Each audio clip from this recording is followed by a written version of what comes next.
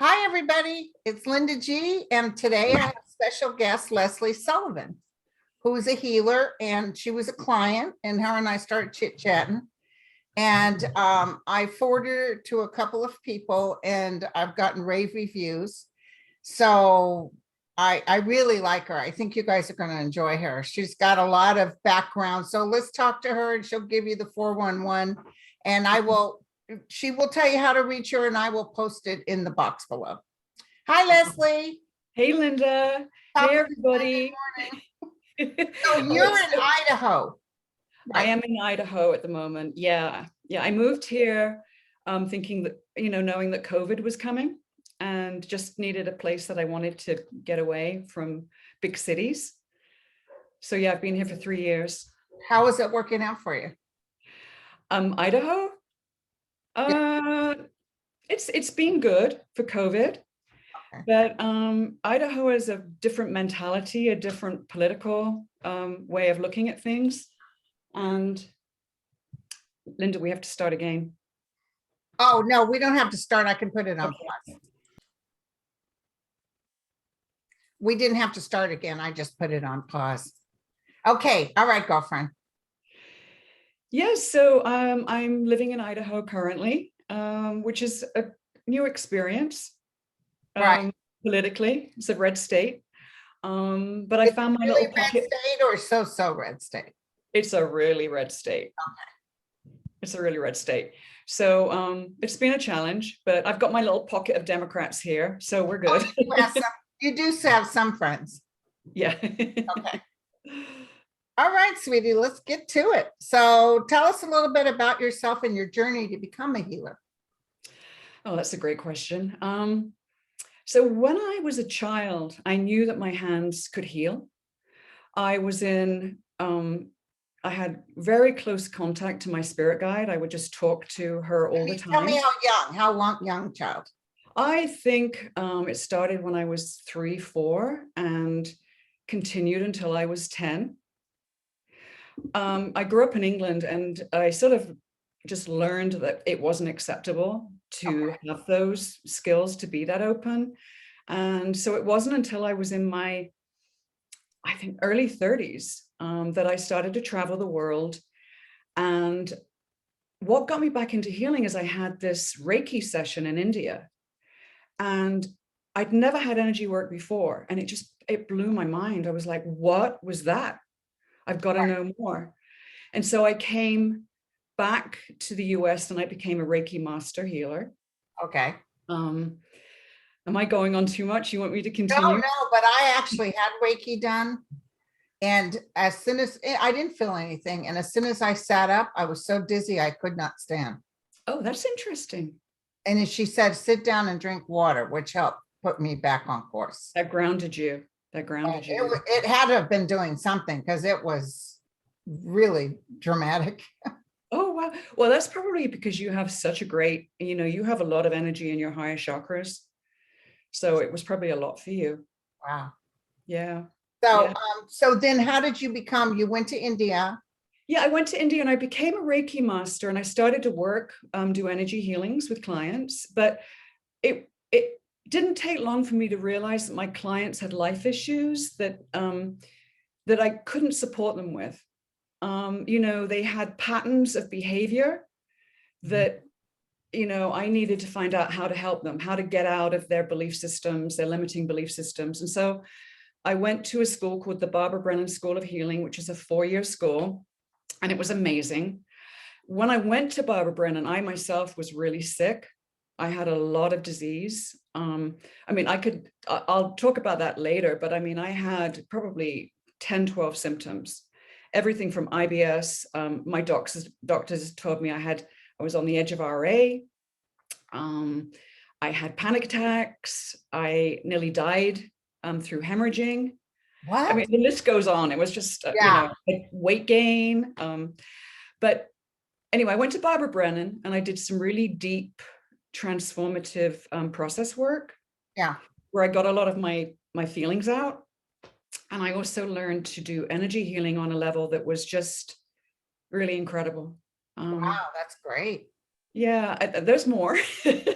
Right. So And just to finish quickly, I then decided I've been traveling to Peru and I've been working with shamans, and I wanted to learn more about shamanism. So I went to a 3-year school with an Apache shaman named Patricia White Buffalo. She's amazing, and I learned how to heal people in the astral realm, in the shamanic realm. Wow, Which was that's pretty cool. And I've had a healing practice ever since. Yeah. wow, that's amazing. Thank That's you. wonderful. Well, I can tell you, I know, certain people, like I can tell when I was reading you, I could tell you're one of the people, one of the seekers of well-being. So, but Oh, isn't that true about background affecting who you are, what you think? oh, so true.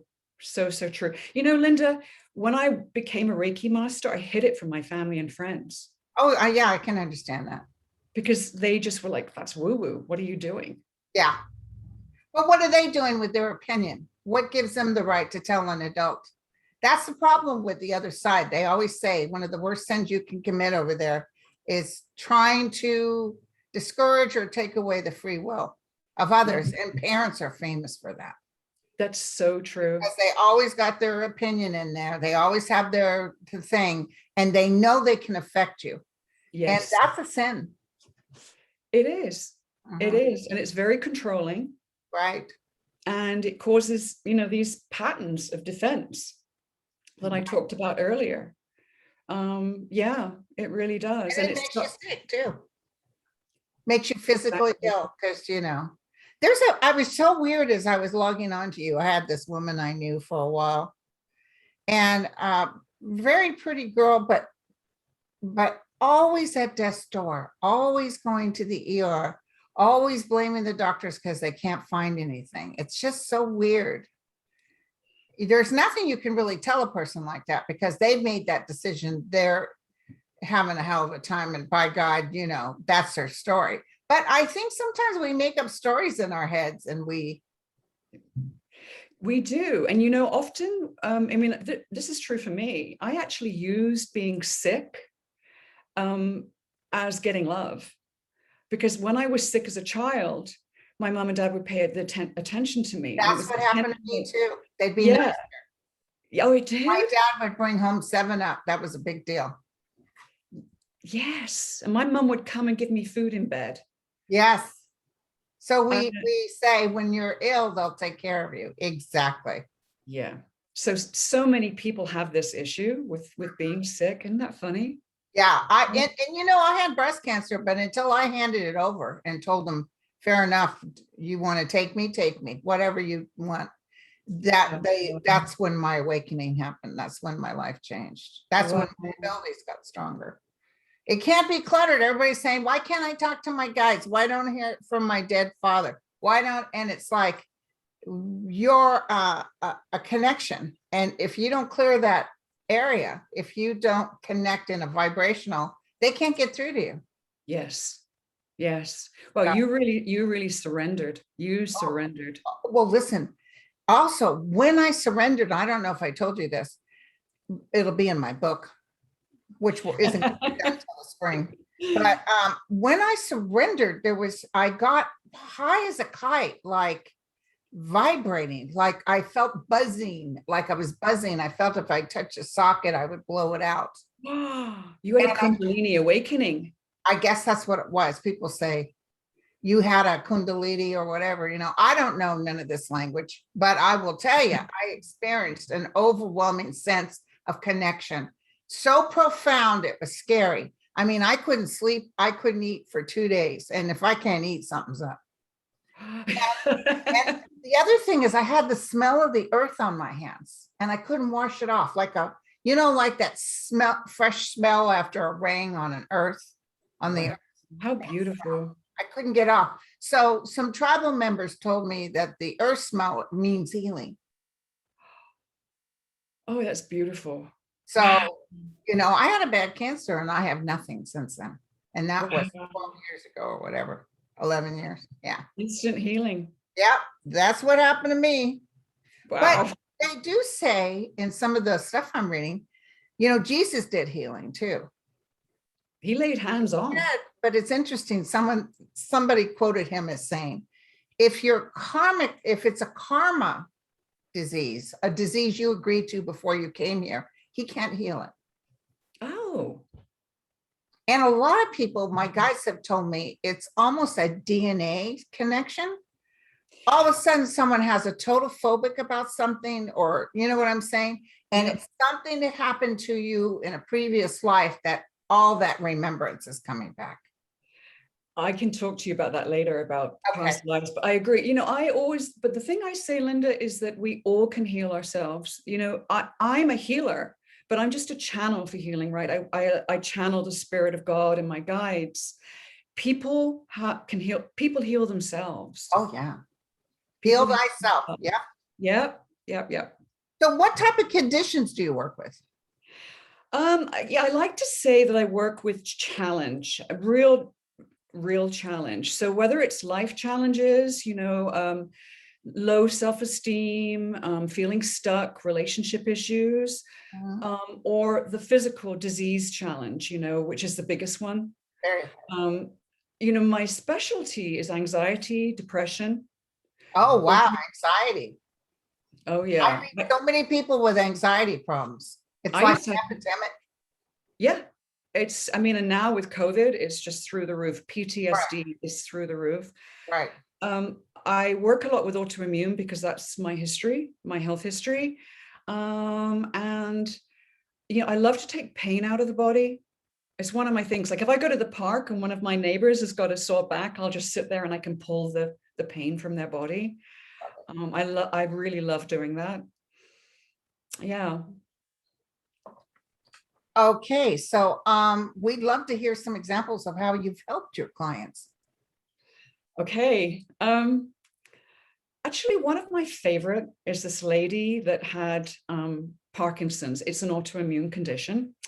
I actually don't like to use the name of a disease. I don't usually do that. I would normally say she trembled. But she was identified with that via Western medicine. Okay. Right. And when she came to me, the first time I saw her was actually, I do live workshops in California at times. She couldn't walk in. Her husband had to help her in, and she was trembling. Her whole body was twitching and trembling. And I was able to get her on the table, and I performed an energy healing session on her. And it was really incredible to watch. Her trembling decreased by maybe 80%. Wow. She could walk out, and you had to walk through a hair salon where I was working. And the girls from the hair salon were like, what did you do? We saw her come in and then we saw her leave, and they were just like blown away. Now, I can't say I always do this, but it's just one client that really stands out. Wow. I have some other examples if you'd like them. Yes, I love examples. I love it. I had a police officer that came to me. He had PTSD. And when he came to me, he said that this is pretty shocking, but he said, that the night before he'd put a gun to his head and he was going to kill himself. I'd never actually dealt with this before. But what we did is that day I just said, do you trust me? Do you trust me? And I gave him an energy healing, and we continue to do energy healings for about 3 months. What was necessary, though, was that he had a lot of built up rage and fear. Because working in the police department, you're not allowed to express your emotions. No. They deal with some pretty, intense stuff, and they just push it all down. And so what I allowed him to do was to actually really bring that rage out. And I can hold that space. It was incredible because this man met the love of his life 3 months later, after this. And he wanted to become a chef. So he started to do live presentations as a chef. Awesome. So, that's just so rewarding for me to get that. Yeah. Just you got him out of that. He was stuck. Yeah. I've got another one that's actually kind of funny at the end. I love these stories. My last one that, I'd love to share is I had a doctor come to me, and he said he'd had leg pain on his left lower leg for about 3 months and he hadn't been able to cure it. So I took him on a shamanic journey and I went into the astral realm and I could see him as a slave with a leg iron on. And I took the leg iron off and I this is the truth. Literally that moment, he said, oh my God, the pain's gone. But you weren't telling him out loud what you were doing? I do talk out loud. When I heal, I actually talk to my clients. So I was saying, I'm seeing you like this, and there's a leg iron. And he said, you know, I've always felt this. He also had a lot of problems at work. He kept, people at work kept betraying him and he kept having to leave his practice. Oh no. And as I was working with him, I could see that he needed to move. I said, you need to come to Idaho. And he looked at me like, you crazy? He didn't go. He actually moved to Colorado initially. And he called me and he said, Lesley, and I think this is hilarious. He said, I can't sell my house. Do you think you could work on my house?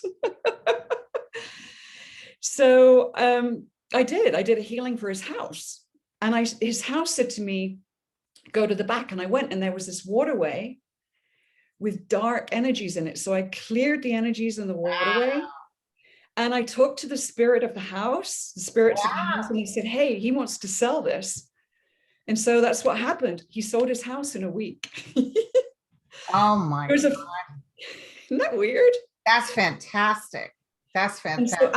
And then he ended up moving to Idaho and he's really happy. He loves it there. So you picked, so you're very psychic too. But you know, that's so weird, but that just proves what I just got done saying. Sometimes my guides will tell me certain people have certain issues because in another life, they carried it over. It's almost like DNA.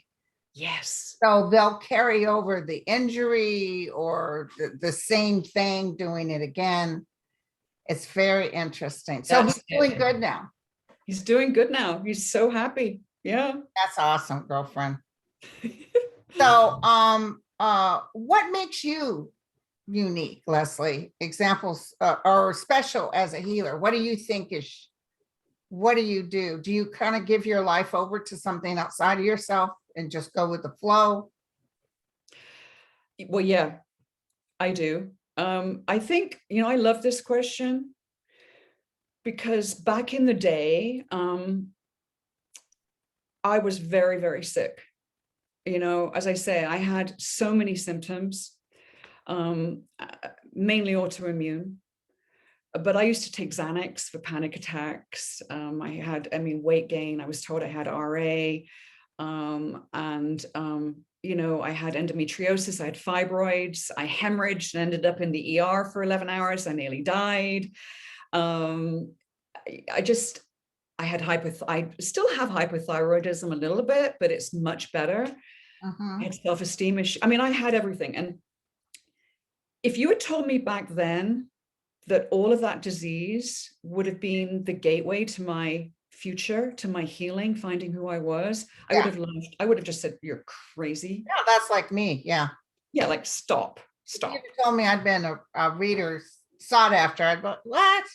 I would read, but you know, I would just do it just to do it, but never took it as serious as I do now. Yeah. I mean, so I've done this. I've been on this path and I've been able to heal myself in so many ways. I know the steps. And I think that I have so much love, compassion, and empathy for people who are going through this because I've been there and I really want to help. Yeah, but how do you separate yourself from that? How do you maintain your own equilibrium? Because let me tell you, as much as I love all my clients and they're wonderful, and I do those prayer sessions on Tuesday, it is unbelievable the suffering people are going through. And I want to help each and every one of them. I want to take them in my arms, but you can't do it all. But I think psychically you can throw it out there. Yeah, I love what you do, by the way. Thank you. Actually, I copied what you did. I started to do TikTok. And when people say, oh, I'm in the hospital with COVID, I realized I could grab their energy and I could actually help them. Right? Yeah. And I'm getting tons of feedback too, by the way, of people. Oh, I bet. And somebody, I guess I'll even say things like somebody's going in for a surgery such and such. And then all of a sudden I hear somebody say, oh, she's fine. She's no problem. And then they write, oh my God, I had the MRI and you're right. Nothing there, or was a nothing burger. Wow. It's Well, yeah, you're on another level. I mean, I really consider you as on another level. You're incredible. But You're I'm not incredible. like the masters of India and stuff. I've often thought about even going to Peru because there's a drive I have towards Peru. Let's I go heard to it's a let's get a magical group place. and go. Let's We get a should group. go. We should think of something the next year or so after this COVID mess is over with.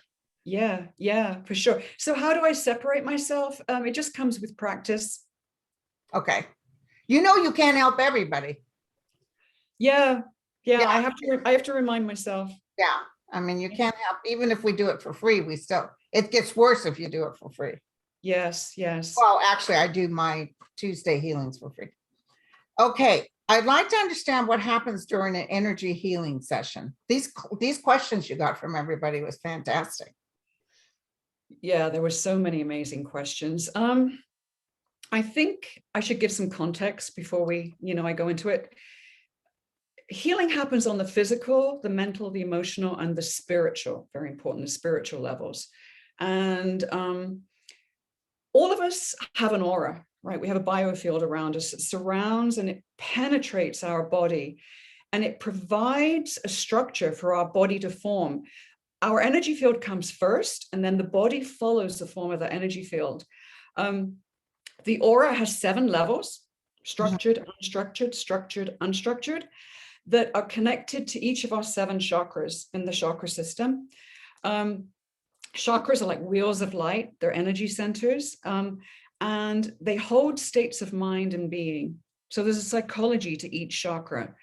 And disease is connected to disharmony in any of those chakras, right?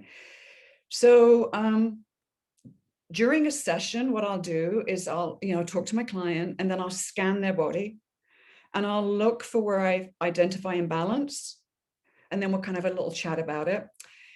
And then I do a thing called a collation, where I start at their feet and I charge and I balance and I clear the energy body and the chakras. And then I can take off. I start to see where I've got to go, and I can do everything from shamanic journeying. I can go and remove these frozen time conglomerates. Wow. So like, if you were wounded at 2, it gets frozen within you. And I can go into the shamanic realm or the astral realm, and I can actually grab those and bring them out. Yeah, that's just a few things that I can do there. It's fun. Wow, that's interesting. That's amazing. So I imagine there's even more to this, but you're giving us the. Yeah, I'm really kind of just giving you an overview. There's a lot more, but yeah. So can I just ask you real quick, how do you remove this from you? You got to be careful about these things lingering on you. Yeah, so during the healing, I'm either sending it up through my 7th chakra up to God and transmuting it into white light, or I'll send it down. When I'm working shamanically, I'll send it down to Mother Earth, and she loves it. She loves to take all of that. And that will then again transmute into earth energies. Okay. I sage after every session. Oh, you do? Okay. Yeah. That's probably what I should do. I have to, because if I don't, I get sick really quickly. Yeah. I get exhausted. I get tired. Yeah, me too. Me too. Okay. So what's your special formula for helping people face health and life challenges?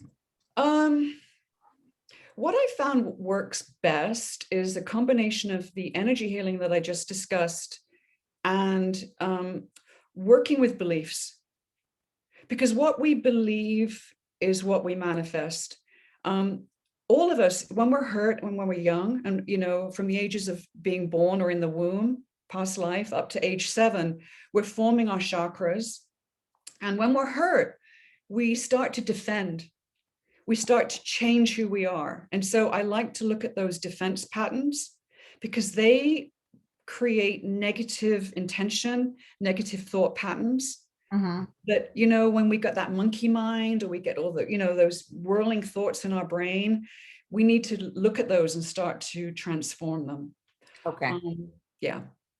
Does that that help? makes sense. And then when you were talking about the chakras, can you give us more detail about the meaning, the aura? How are they maps for disease? Yeah. So I work primarily in the first, the second, and the third chakra, and the heart chakra. The first chakra, which is between your legs, it's bright red, is sort of in your perineum, is about our will to live. And it affects our adrenals, our spine, our kidneys. So if somebody comes to me with like chronic fatigue or adrenal issues, I immediately know we've got first chakra.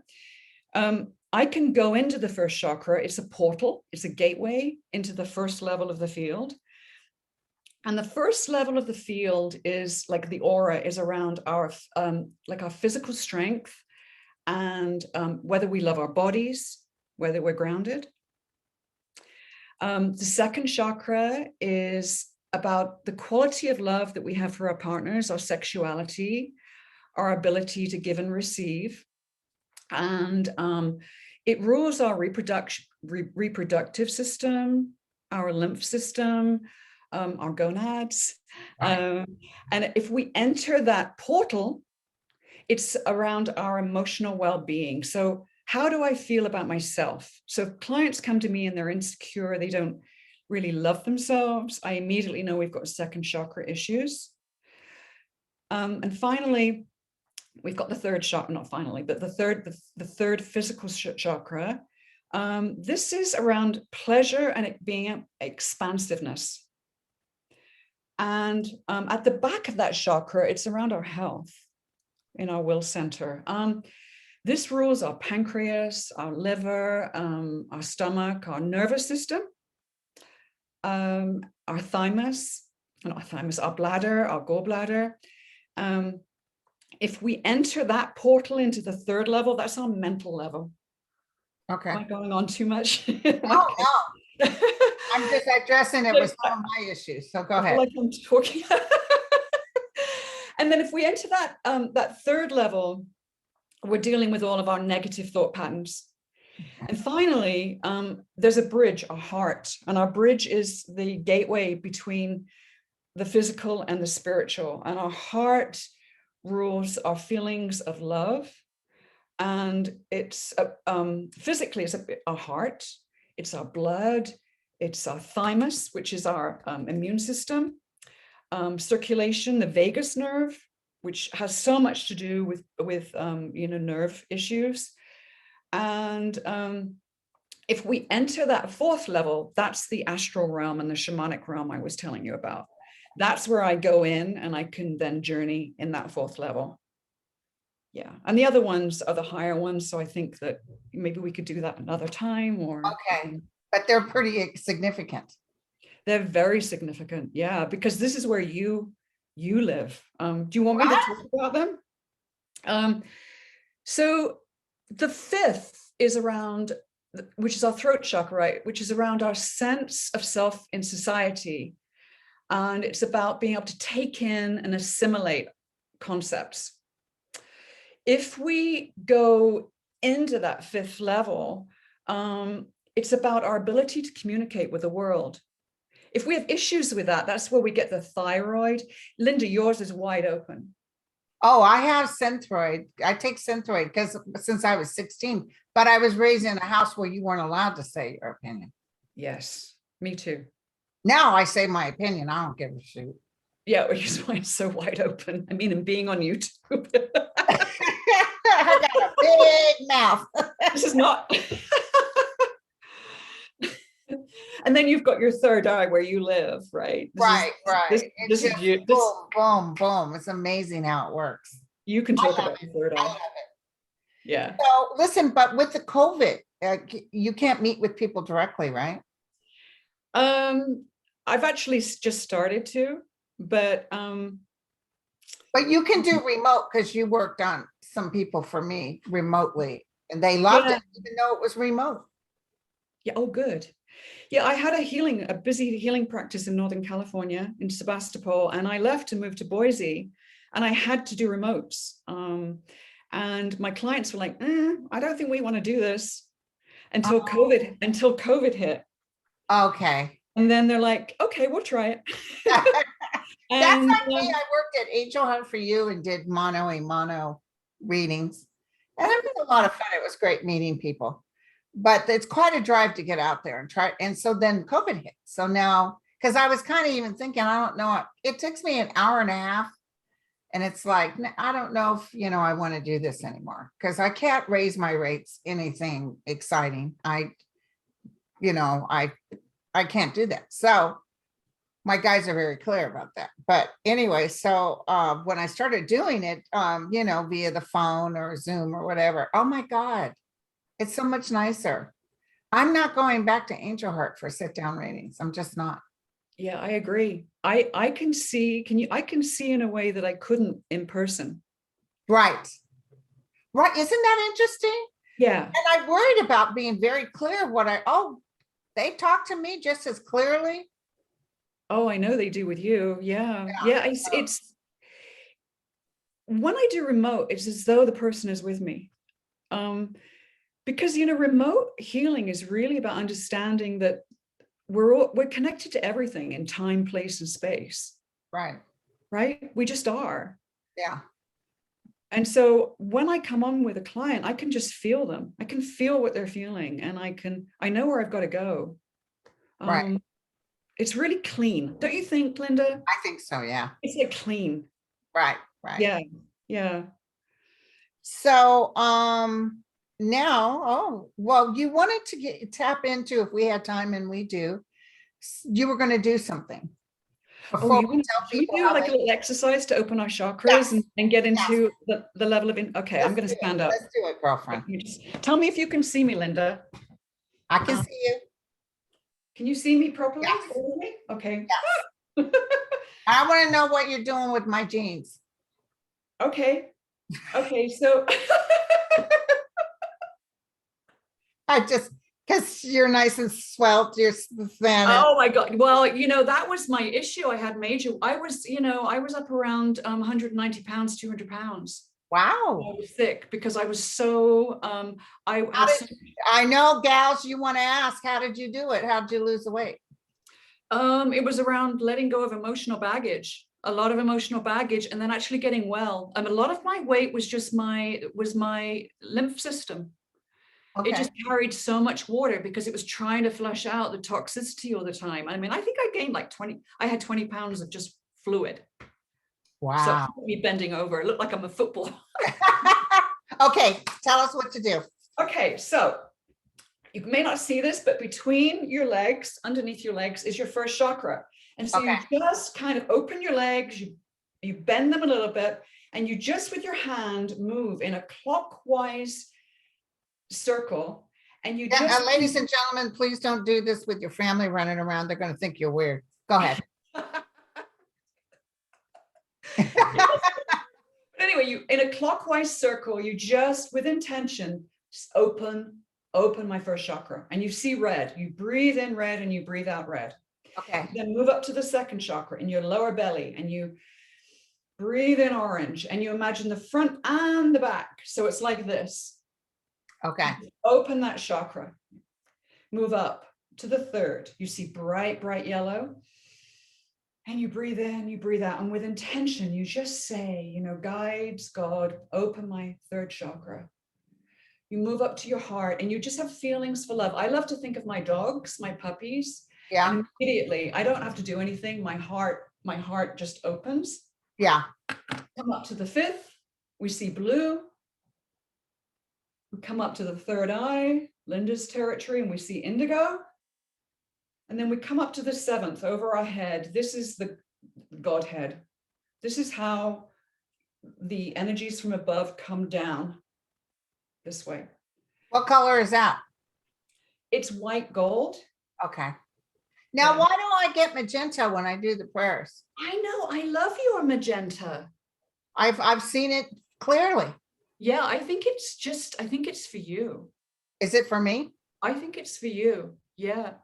She got her own special color. I got my signature color. You know what I'm saying? Do you want to That's just do it? wonderful. And you guys can come back to this video and look at it again and practice this. Yeah, there's a bit more, but we can do that another time if you want. So if No, you want go to ahead. We have time. We have time. Okay.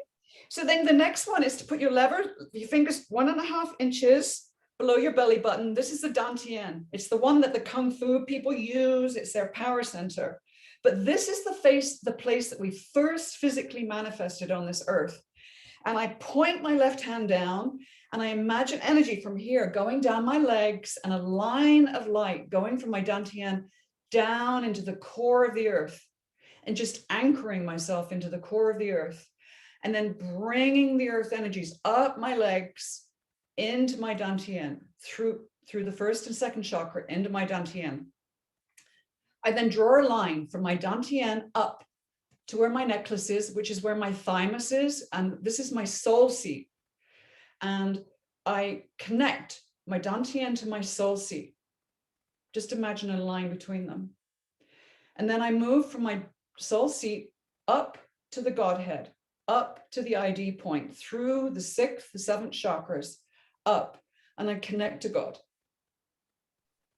and to the higher vibrations. And when I feel this connection, I then pull it down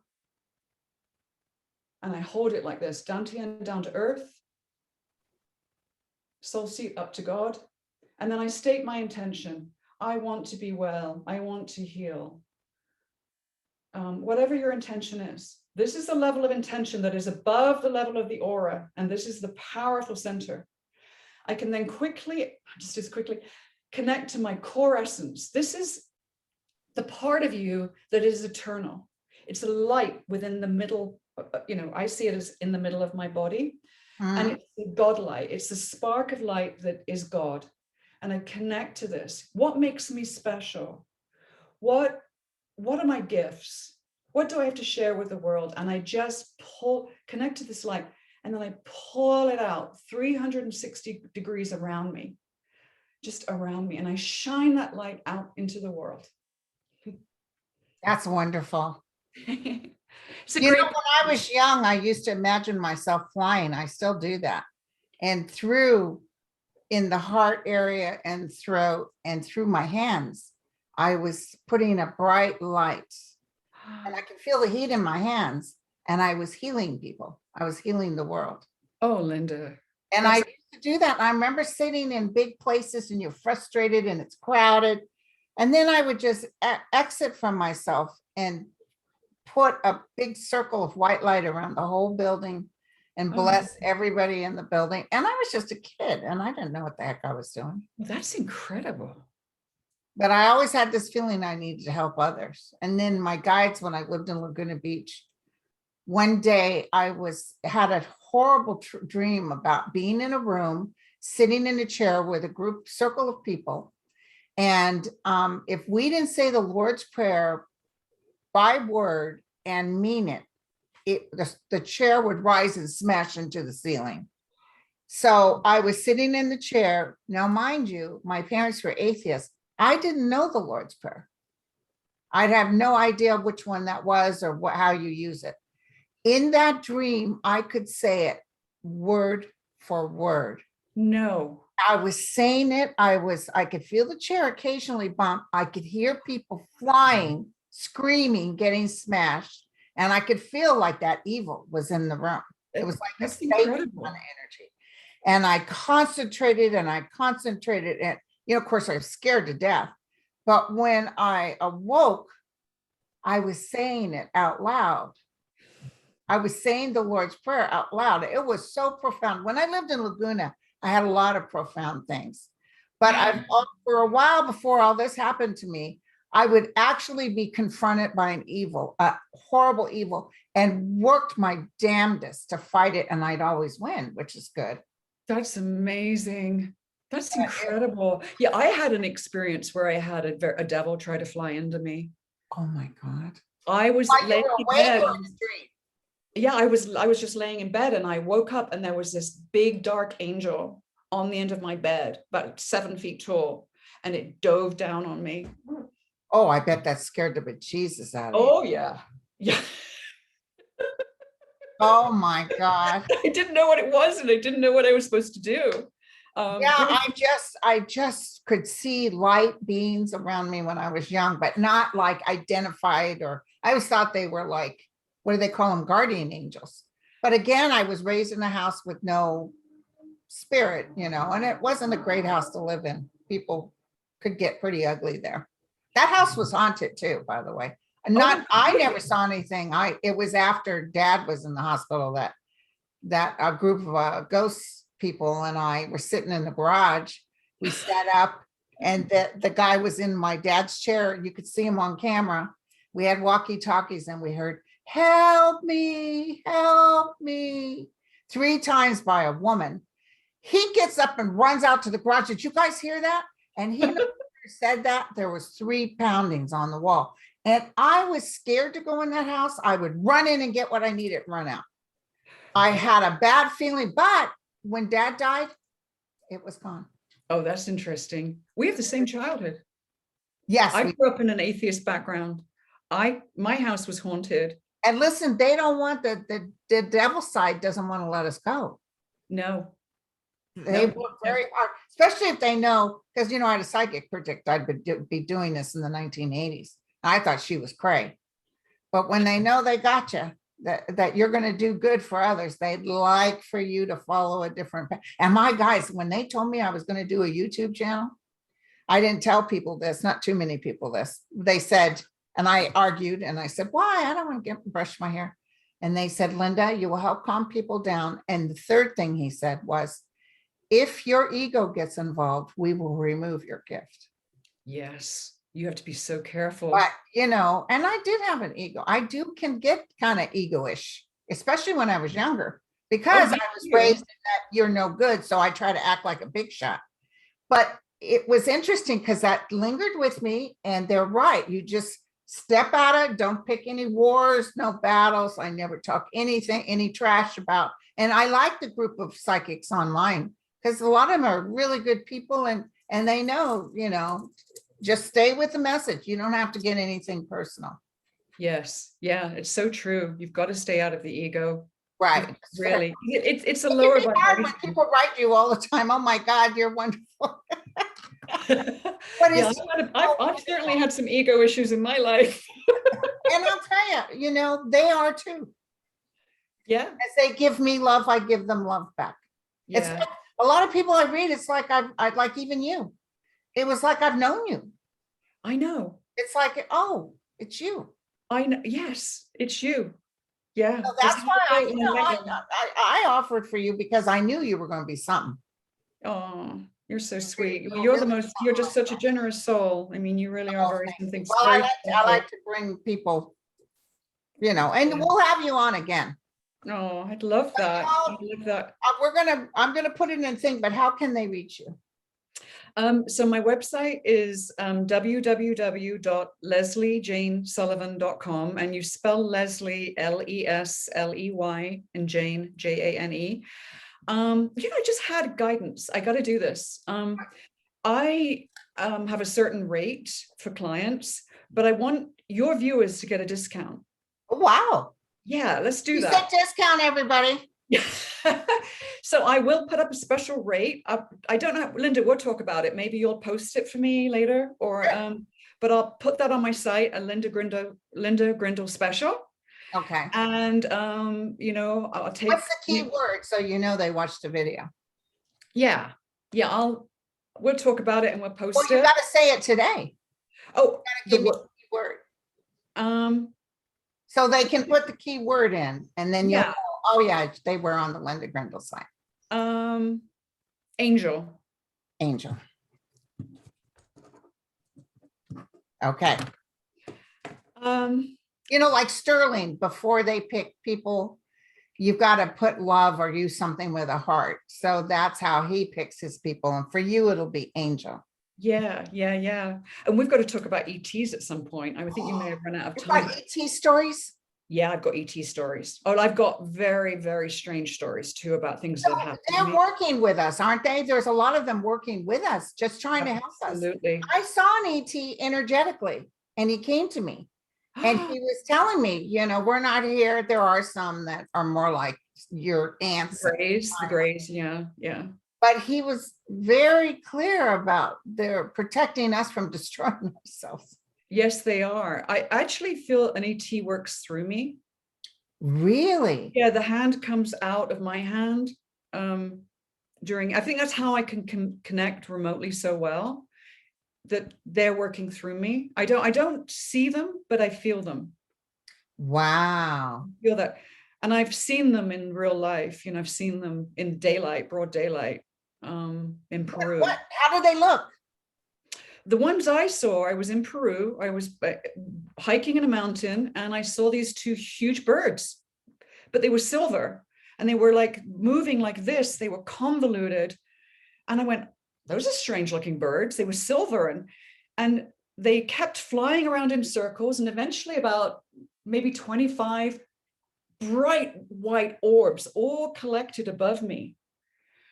It was right by the Peru airport and the Cusco airport, and they all met and they just throbbed. They were like, and then suddenly they just, and they were all gone. What were those? The ETs with the wings, or? Yeah, I don't know. I think what they were doing is it was a disguise. It was a way that they were able to fly around. And look, I don't know, but they looked like giant condors. I think some of these ghost shows have showed people taking film of that, wondering what it is, thinking it's angels. Oh. I've often wondered if some angels have been mistaken that were actually ETs. Yeah, that makes sense. So the healing that you're working with, you accepted this entity to come in and help you work with others. Yeah. Yeah. I think everything I do remotely has got that ET energy. Okay.